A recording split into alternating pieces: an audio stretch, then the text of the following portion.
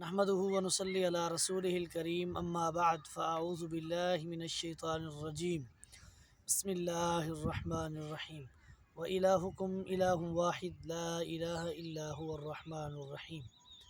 اللہ رب کائنات نے قرآن مقدس میں اعلان فرمایا ہے کہ تمہارا الہ ایک رب ہے، ایک ہی الہ ہے، جو رحمان بھی ہے، جو رحیم بھی ہے، جو مہربان بھی ہے، جو رحم کرنے والا بھی ہے۔ اسی ایک رب کی عبادت کرنے کا اللہ رب کائنات نے حکم دیا ہے۔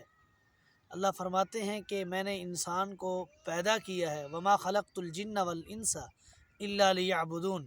انسان کی تخلیق کا، انسان کے پیدا ہونے کا مقصد اللہ رب کائنات نے اپنی عبادت رکھا ہے۔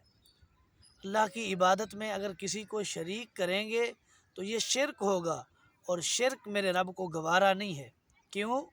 گناہوں کی معافی ہو سکتی ہے، گناہ معصیت ہے، نافرمانی ہے، لیکن جو شرک ہے یہ غداری ہے۔ گناہ، نافرمانی، معصیت معاف ہو سکتی ہے، غداری معاف نہیں ہو سکتی۔ اللہ رب کائنات نے قرآن مقدس میں فرمایا ہے ان اللہ لا یغفر ان یشرک بہ ویغفر ما دون ذلک لمن یشاء۔ اللہ رب کائنات جسے چاہے، گنہگار ہو، معصیت کرنے والا ہو، خطا کار ہو، دن دہاڑے گناہ کرتا ہو، رات کی تاریکیوں میں گناہ کرتا ہو، اللہ کی نافرمانیاں کرتا ہو، لیکن صرف ایک کام اس کے نامہ اعمال میں نہ ہو، وہ کام رب کی غداری ہے، رب کے ساتھ غداری کرنا، شرک جیسا کبھی عمل اس کے نامہ اعمال میں نہیں۔ اللہ رب کائنات اس کو چاہے تو اس کے سارے گناہوں کو معاف کر دے۔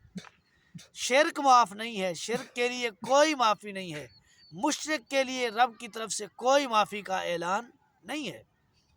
اور جو اللہ کے ساتھ شریک کرے، اللہ کے الوہیت میں، اللہ کی ربوبیت میں، اللہ کے اسماء و صفات میں کسی کو شریک اور سانجی بنائے، وہ مشرک ہے، اور اس کے لیے کوئی معافی نہیں ہے۔